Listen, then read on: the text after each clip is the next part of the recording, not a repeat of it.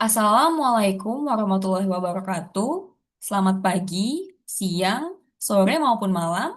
Perkenalkan nama saya Saira Maharani dengan NIM 2024 31001, di mana pada kesempatan kali ini saya akan mempresentasikan hasil dari tugas sebelumnya, yaitu tugas menganalisis dan membuat ruang kerja serta interface. Tugas ini saya kerjakan untuk memenuhi mata kuliah, interaksi manusia dan juga komputer. Nah, langsung saja kita masuk ke materinya.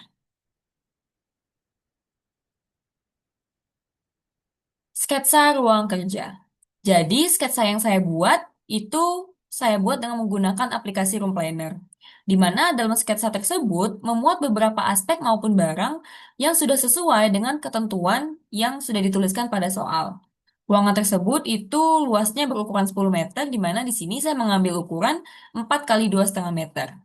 Terdapat juga beberapa hal penting, yaitu satu pintu untuk masuk maupun keluar, meja kerja untuk 8 orang pegawai, komputer, meja kursi untuk pegawai, satu jendela berukuran besar, satu buah dispenser, 4 lampu yang berada di tiap sudut, ventilasi dari AC sentral, dan juga koneksi internet berupa WiFi, dan konektor catu daya yang berada di bawah meja.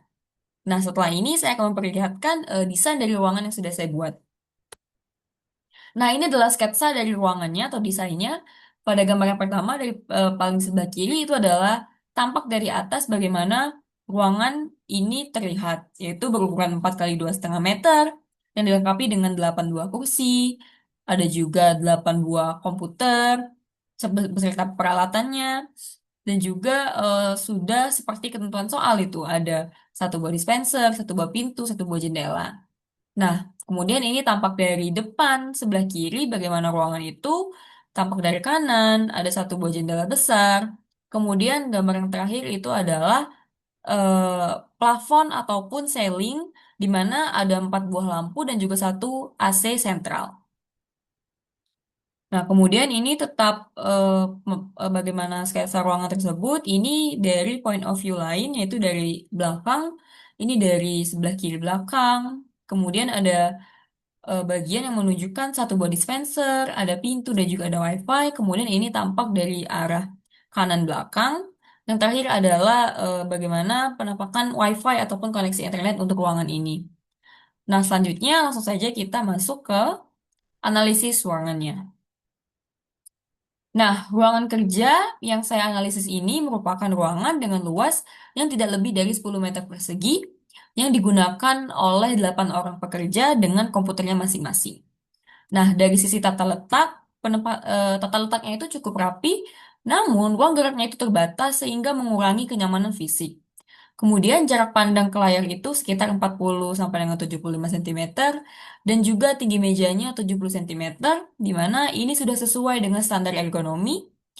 Nah, tetapi kursi yang tidak mendukung pengaturan postur itu dapat menyebabkan kelelahan, di mana kursinya ini tidak bisa diatur ketinggiannya, sehingga hal tersebut dapat menyebabkan kelelahan dan kurang efisien. Kemudian, sumber cahaya alami atau pencahayaan alaminya itu cukup baik yang masuk dari jendela pada pukul sekitar 7 sampai dengan 11 pagi.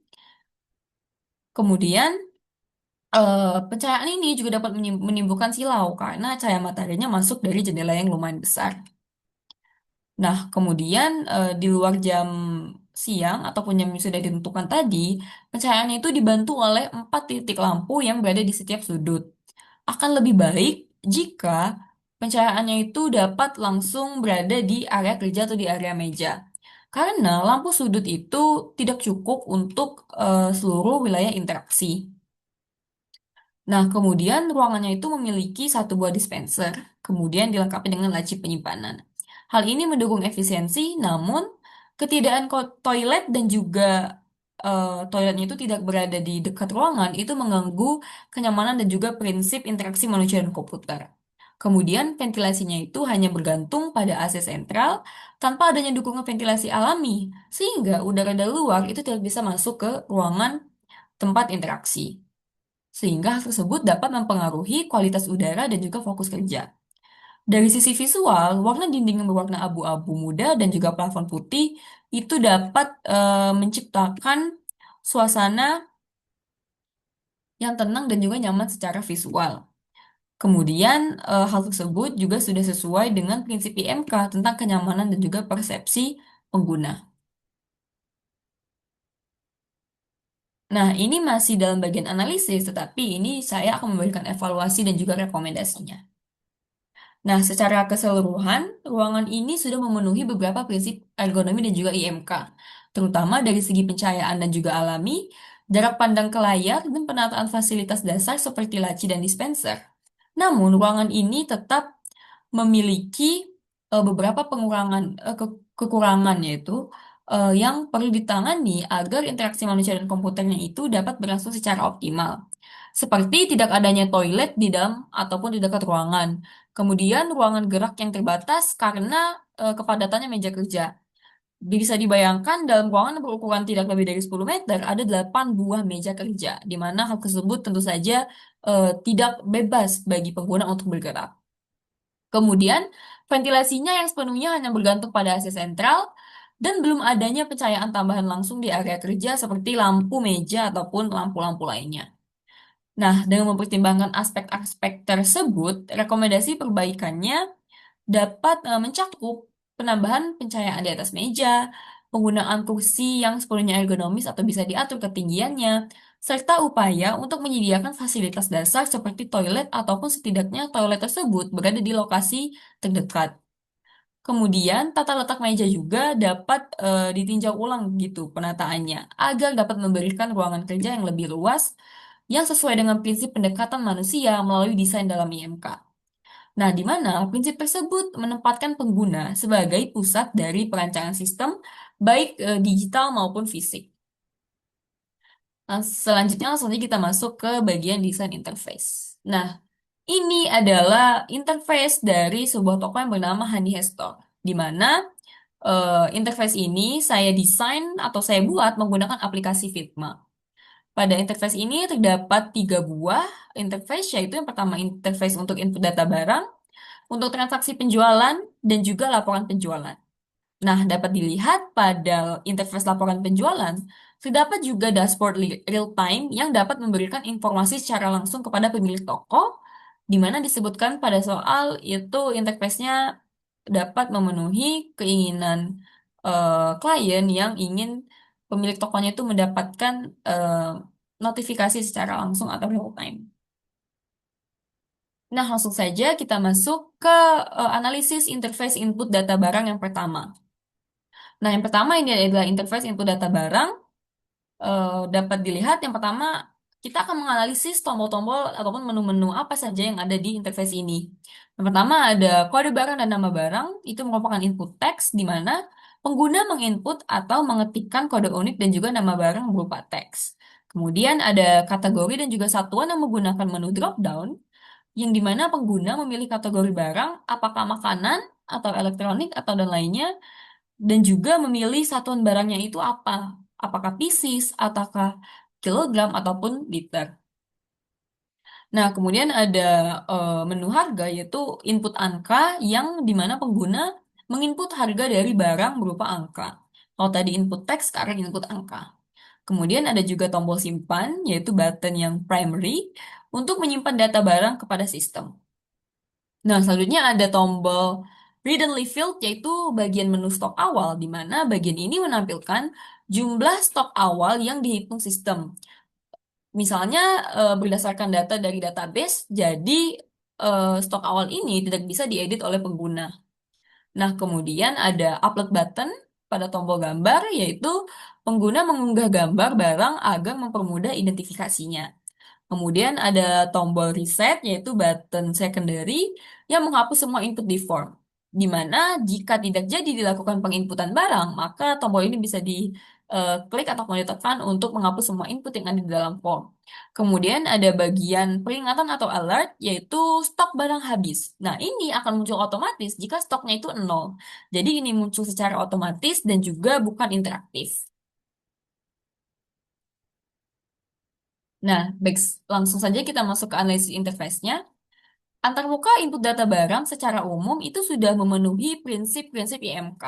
Informasinya disusun secara logis dari atas ke bawah dengan penamaan kolom yang jelas dan mudah dipahami oleh pengguna awam. Berdasarkan kaidah visibility dan konsistensi dari video yang sudah dijelaskan oleh Bapak Hendra di dua videonya, posisi elemennya sudah konsisten dan juga tidak membingungkan, sehingga pengguna tidak perlu mencari-cari ataupun menebak fungsi dari setiap kolomnya itu apa. Sistemnya juga mendukung error prevention dengan membuat data stok awal tidak bisa diisi manual, sehingga hal ini dapat mencegah kesalahan input. Kemudian, adanya fitur seperti peringatan ketika stok habis, termasuk dalam prinsip real-time feedback yang penting dalam interaksi manusia dan juga komputer. Karena prinsip ini, pengguna itu dapat langsung mendapatkan notifikasi tanpa harus memeriksa satu persatu.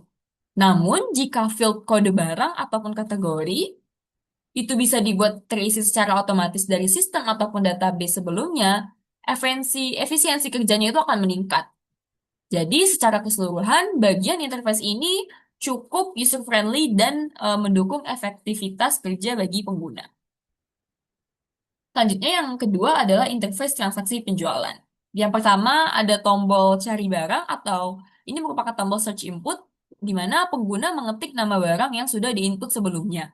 Kemudian ada tabel interaktif, di mana menampilkan hasil pencarian barang, yaitu nama dan juga harga. Kemudian ada tombol total atau menu total readily filled yang otomatis muncul dari hasil perhitungan jumlah dikali harga. Kemudian ada juga button primary di mana pengguna itu menyelesaikan dan juga menyimpan transaksi yang sudah dilakukan. Kemudian ada bagian input angka untuk menu jumlah dan juga diskon. Pengguna itu memasukkan jumlah unit barang yang sudah dibeli dan juga diskonnya itu secara manual. Kemudian pada bagian total barang itu readily filled karena akan muncul otomatis setelah total bayarnya itu eh, setelah diskon dan juga eh, perhitungan yang ada pada sebelumnya. Kemudian ada juga bagian metode pembayaran yang menggunakan fitur drop down di mana pengguna itu memilih jenis pembayaran yang akan dilakukan oleh pembeli, apakah tunai, transfer, freeze, ataupun metode pembayaran lainnya. Kemudian ada notifikasi visual dengan tulisan transaksi berhasil. Muncul setelah transaksinya itu berhasil. Dapat dimunculkan ketika eh, sudah dilakukan semua transaksi dan menyimpan tombol menekan tombol simpan transaksi akan muncul centang biru dan juga pesan teks. Langsung saja kita masuk ke analisisnya. Pada bagian transaksi penjualan ini, sistemnya telah menerapkan kaidah match between system and real world dengan sangat baik. Urutan alur transaksi dari pencarian barang, memasukkan jumlah, diskon, hingga total bayar dan metode pembayaran itu sangat mencerminkan proses transaksi di dunia nyata. Ini membantu pengguna memahami antarmuka tanpa perlu pelatihan khusus. Selain itu juga, sistem memberikan feedback yang baik setelah transaksi berhasil dilakukan, misalnya dengan adanya notifikasi visual transaksi berhasil tadi. Nah, penggunaan drop-down untuk memilih metode pembayaran juga memperkecil kemungkinan kesalahan dan juga mempercepat proses, sehingga ini mendukung prinsip efficiency of use. Input angka untuk diskon dan output otomatis untuk total bayar adalah bentuk error prevention yang efektif. Nah, berdasarkan penjelasan pada video Bapak Hendra, itu bagian ini sudah menerapkan prinsip interaksi langsung, efisiensi navigasi, serta minimalisir kesalahan input. Jika tombol-tombolnya itu dapat disertai dengan icon ataupun warna khusus, maka reorganizability-nya dan affordance-nya juga pasti akan meningkat dan menjadi lebih baik lagi. Nah, ini yang terakhir adalah interface laporan penjualan. Ya, di mana yang pertama itu adalah filter tanggal, di mana menggunakan drop down yang memilih rentang waktu dari laporan yang ditampilkan. Kemudian pada bagian tabel data itu menampilkan histori penjualan, yaitu berupa tanggal, barang, jumlah, dan juga total. Kemudian ada juga bagian label data di mana menampilkan status stok terkini tiap barang, di mana bagian ini tidak dapat diedit atau non-editable. Kemudian ada grafik batang, yaitu visualisasi jumlah penjualan per hari. Ada juga button pada bagian ekspor laporan, yaitu pengguna mengekspor laporan penjualan ke bentuk PDF ataupun Excel. Kemudian pada bagian pendapatan total itu readily filled, karena total pendapatan dari semua transaksi dalam periode tersebut akan muncul di bagian ini. Kemudian ada label data yang merupakan info terakhir berupa tanggal, barang, dan juga total transaksi. Nah, Jadi, interface laporan penjualan yang digabung dengan dashboard real-time ini menunjukkan penerapan prinsip visibility, feedback, dan juga user control. Dashboard menyajikan informasi pendapatan, grafik penjualan, status stok, dan transaksi terbaru secara langsung dan otomatis. Hal ini sesuai dengan prinsip real-time sistem status dari video yang sudah dijelaskan sebelumnya, di mana pengguna, khususnya pemilik toko, itu dapat memantau kondisi bisnis tanpa harus masuk ke menu yang rumit. Adanya grafik dan ringkasan data juga mencerminkan prinsip recognition rather than recall, karena pengguna itu dapat mengenali pola dan juga tren penjualan dengan cepat. Kemudahan dalam mengekspor laporan juga mendukung fleksibiliti bagi pengguna yang ingin menyimpan data dalam berbagai format. Jika sistem ini diakses oleh pemilik toko dari jarak jauh, maka prinsip ubiquity dan ataupun aksesibilitas lintas perangkat juga telah diterapkan. Jadi, secara keseluruhan, bagian ini sudah sangat sesuai dengan prinsip-prinsip IMK yang dimana menekankan kontrol pengguna, efisiensi, dan juga akses informasi yang relevan sesuai dengan prinsip eh, IMK tadi yang dapat membantu pengguna atau pemilik toko dengan sangat baik. Mungkin segitu saja presentasi yang dapat saya sampaikan. Saya mohon maaf jika ada kesalahan kata ataupun gangguan suara dari lain dan lainnya. Terima kasih. Saya Saira Maharani dengan NIM 2024 31001 mengucapkan wassalamualaikum warahmatullahi wabarakatuh.